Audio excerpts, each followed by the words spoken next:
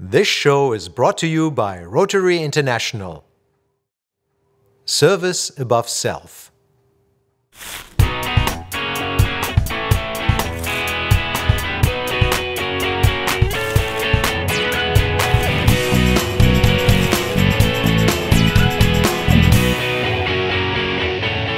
Welcome to a new show of AhornTV, and this time I've got as a guest Svend Andersen here.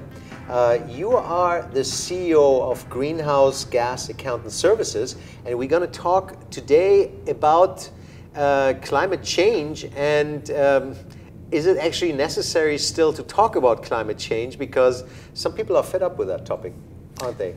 Unfortunately, yes. And the PR state of this topic is unfortunately in dire straits, I would say, which is probably the most important issue that we should talk about. Climate change, is it real? It sounds stupid, but is it reality or is it not reality? Because a lot of people don't believe in it. They talk of thousands of years which is needed to really change the climate, etc., etc. That are statements that you would find in the public, and it's quite unfortunate because this topic is very important, obviously to us, and also to a lot of other people. And it's not very much about believing, because if you think about reality and what we do in reality, for example, like the most obvious one is gravity. Do you believe in gravity? Do you believe that cell phones actually work? Do you believe in the science of that? You cannot see and touch the waves that will actually connect with your phone. Still, yet you use a phone, and you are relying on gravity that our tea or coffee wouldn't fall off the shelf. Yeah. So the science behind it, as some people call it, is very clear and unfortunately muddled within a lot of the political solutions. And there is a lot of wrangling and talking about the solutions on the political and the business scale, while there is way too less discussions about the real facts that are undoubtedly there. And that's the increase of CO2, of carbon dioxide in our atmosphere.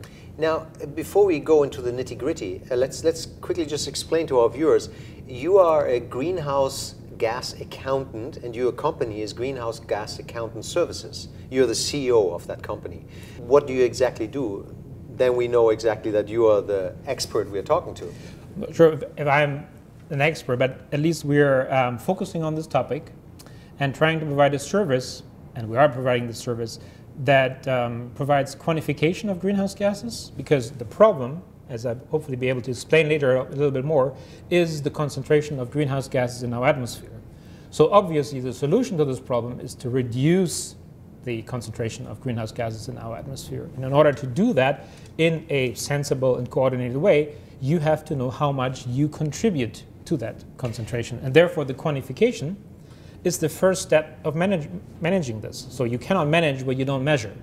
So therefore, we provide a quantification, a measuring service to municipalities, organizations, companies, in order to help them to understand how much contribution their business activity makes in terms of emitting greenhouse gases to the atmosphere and adding to the concentration of greenhouse gases in the atmosphere. How would you actually measure it? I mean, do you have some sort of benchmark? I remember there was this mountain, the volcano on Hawaii, the Mauna Lao. What's the main purpose of that? That observatory there in Hawaii is the reference point for our global CO2 measurements.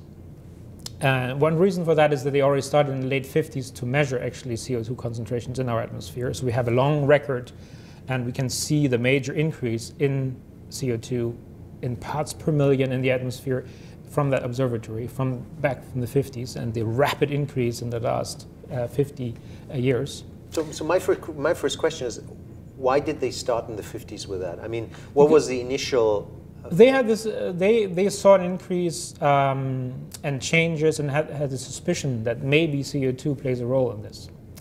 And they knew about the physical characteristic of CO2, which is the ability to reflect back heat radiation.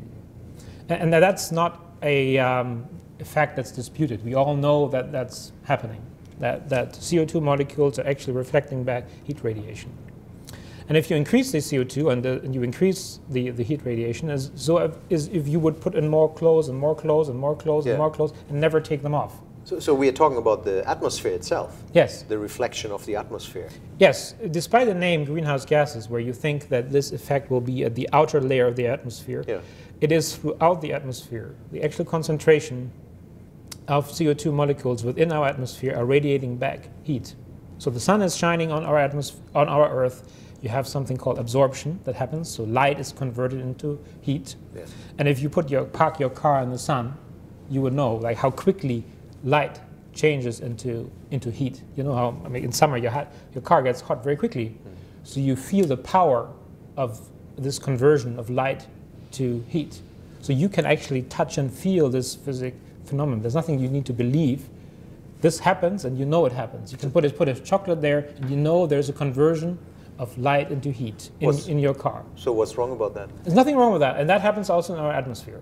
And that keeps our planet at a medium temperature. And for example, the clouds will also radiate back the heat. And that's why in a desert or in a cloudless night, it's quite cold because the heat has radiated back into the atmosphere, out of the sky. Into the sky, yes, into the There's universe. nothing to reflect to. Yes, there's nothing like we sit naked, so we have no clothes on. Yeah, exactly. And so a little bit of reflection is good, but if you overdo it, you have an overheating effect, basically.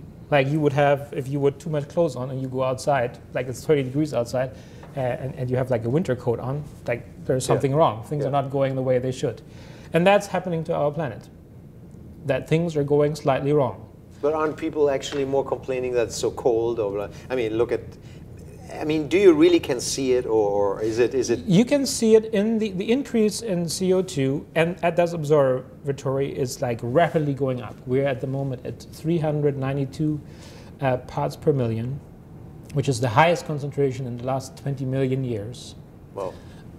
Pre-industrial was about 280 parts per million, and it's believed that 420 parts per million is kind of the tipping point, where it's like the point of no return, where things have changed so much that it would be impossible, it's like a runaway car, impossible to change it again.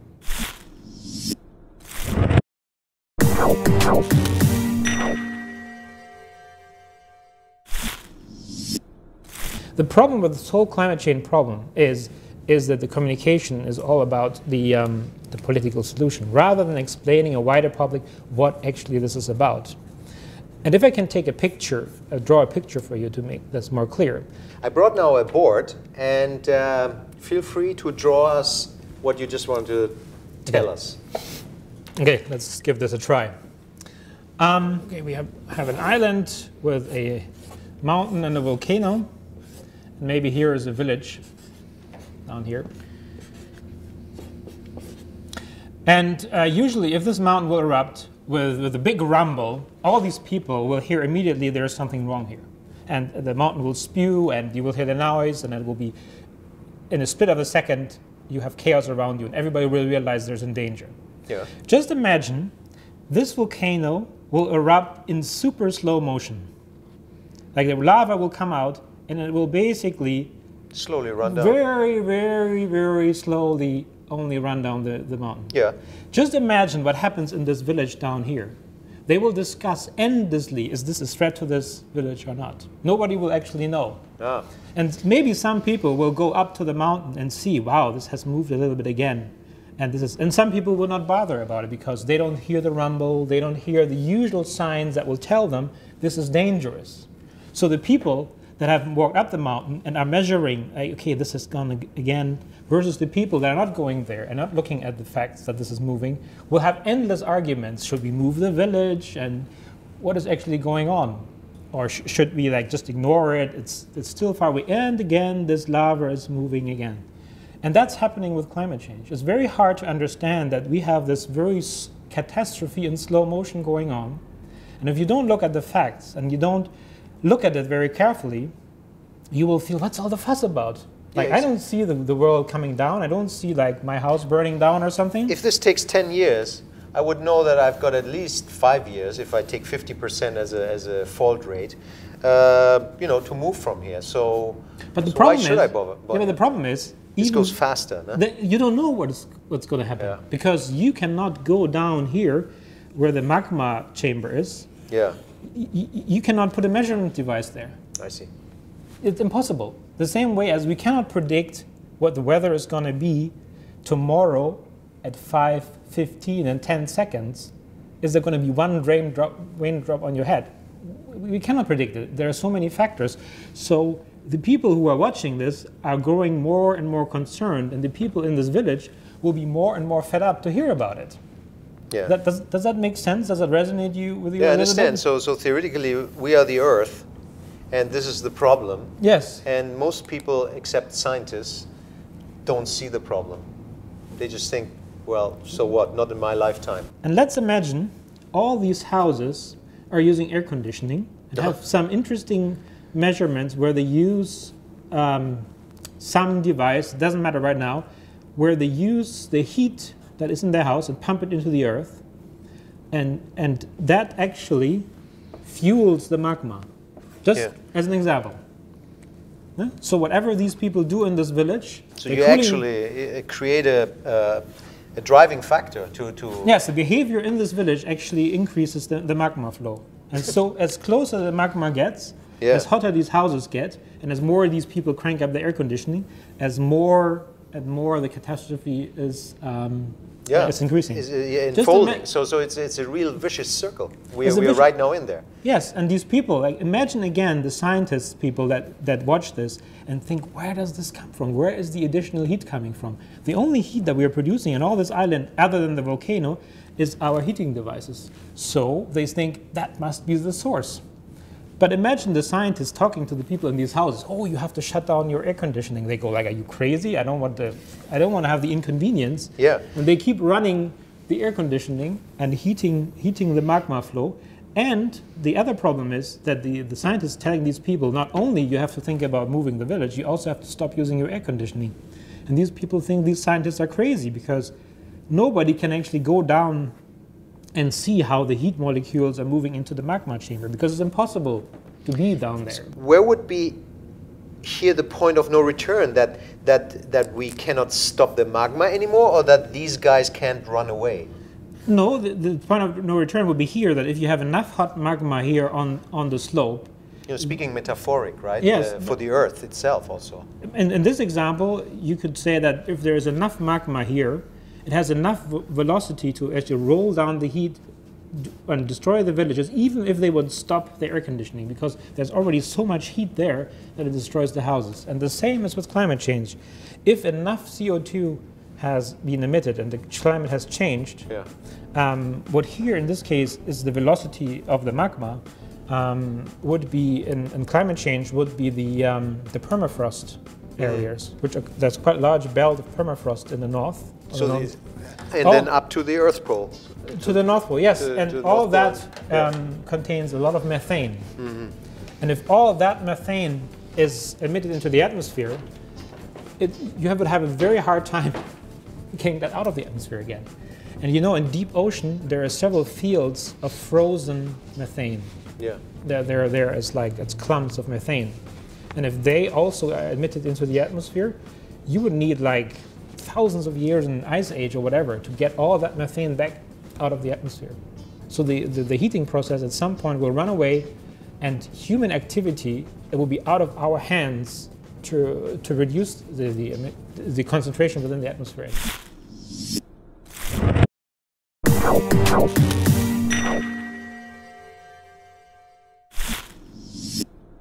We are at a very critical stage. Yes, and that's the problem in climate change, is that people are talking about, oh, should it be tax, or should it be cap and trade, or should it be cap and incentive, or whatever.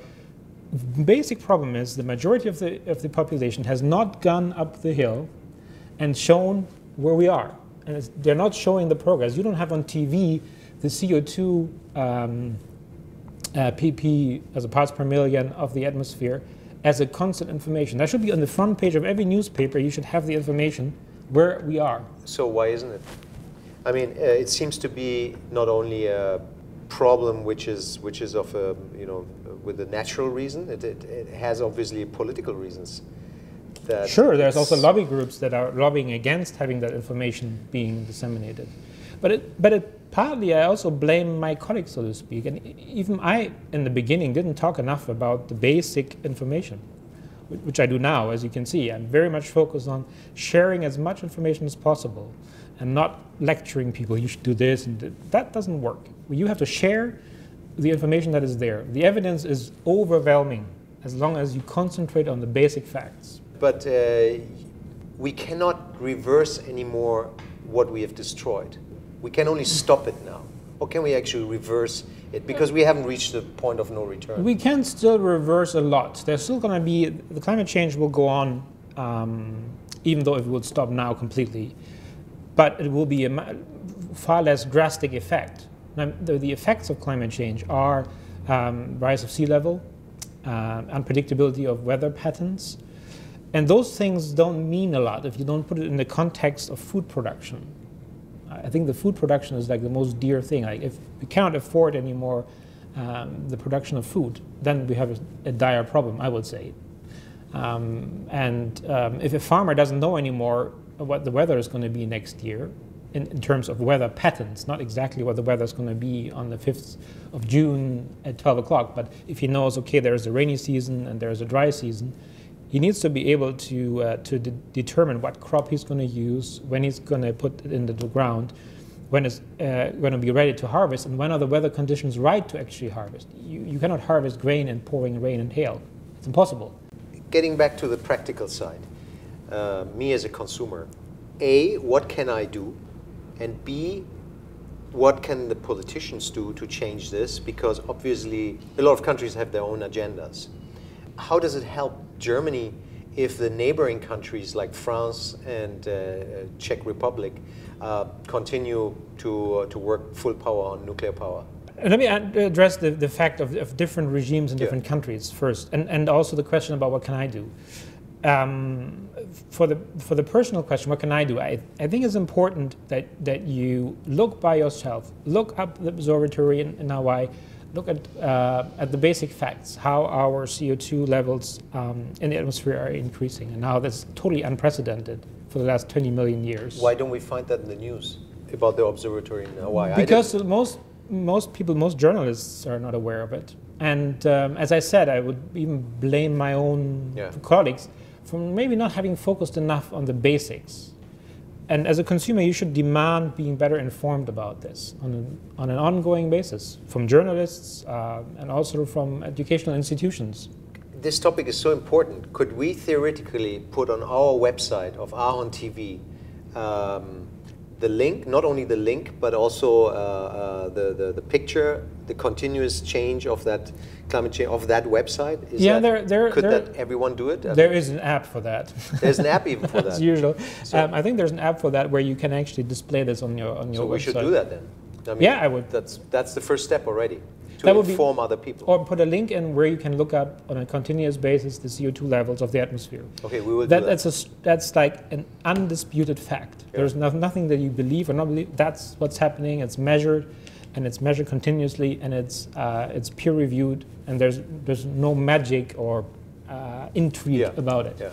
The other thing is that what you can do is think about and learn more about what the products that you use and services that you use or products that you produce will contribute. There's a lot of emphasis on 100-mile diets and localization, and there's a lot of perception that how things are transported contributes to their footprint. If you look at the facts, that's usually the smaller impact. It's much more important how things are made. So an apple from far away that's made like in a very responsible way might be actually, from an environmental point of view, a better choice than an apple that's made next door that is done with a lot of fertilizer, for example. Because the fertilizer in food production is one of the key contributors to emissions. Like the energy used and the fertilizer used in food, a huge contributor of greenhouse gases into the atmosphere. But here in British Columbia, for example, we go on for organic food and we want to grow local. So isn't that already a trend into the positive direction? That's all a positive direction, but it's still, the perception is that something grown, for example, organically, even in the next province or far away, would be not so good as something produced next door.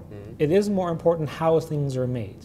And that's a perception that perception change that has to take place. If you look at the facts, and if you really calculate, that's the business that we are in. We are calculating and measuring where the contribution of a product or of a services comes from. And that's why this measuring is so important. That's why the work that we do, we feel is important, because it should be a fact-based decision.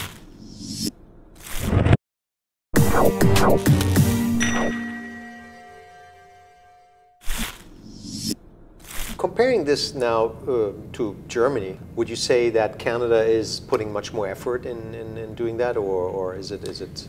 Yeah, you have like a huge discrepancy between what is happening on the regional level, on a local level, and what's happening on the federal level. Like where you have the unfortunate situation where there is a political activities that are completely counter what is happening on the local level. But is there right now worldwide some sort of group of industrial countries working towards the direction to prevent greenhouse gas, the continuation of greenhouse gas emissions the way it is right now? The champions you have at the moment are basically California and Europe at the moment. And you still have a lot of activity in Australia and New Zealand. So Canada is practically out of this Champions League? From a federal level, yeah, absolutely. Like we won like the Dinosaur Award already in 2009 during Copenhagen, during the UN talks there. And since then, things have not improved, rather the opposite. But on a local level, I cannot emphasize how much the municipalities in BC are actually groundbreaking in some of the activities they're taking. So that's the unfortunate thing, that really, really good work here on the local government level is overshadowed from the federal activities. Well, but isn't the states in the same, right? As you just mentioned, California, that's it. The rest of the states? Yeah, I mean, the political scenario just doesn't work. Just to like close this a little bit, like you really have the discrepancy between on the federal level and the local level. And an interesting contribution to that discussion I heard from people from the WTO, from the International Trading Organization, that they kind of like, if you talk to people from the WTO, they think like, wow, you must be very naive to think that on such a serious and such a highly political problem that people will actually get to an international agreement. Like, look at WTO, how long it took even for trading agreements to come into place and people to agree on world trading regulations, and how slowly, when you get the news that, I don't know, China wants to be part or Russia wants to be part, how long it actually takes before they actually are part, and all this has worked out. It is very important to look towards local government and also provincial governments. That's where I see the responsibility. That's where changes can be made. And because they have the power to make so much changes, other municipalities and other regions should look towards that and learn from that how much they can do, and not just stick in this kind of mindset, oh, internationally nothing works, so there's nothing we can do. Well, our time is running out. Sven, thank you very much. Thank you, man. And yeah, absolutely. And please don't forget, follow us on Twitter, like us on Facebook, and check out our website, AhornTV.com. Thank you very much again.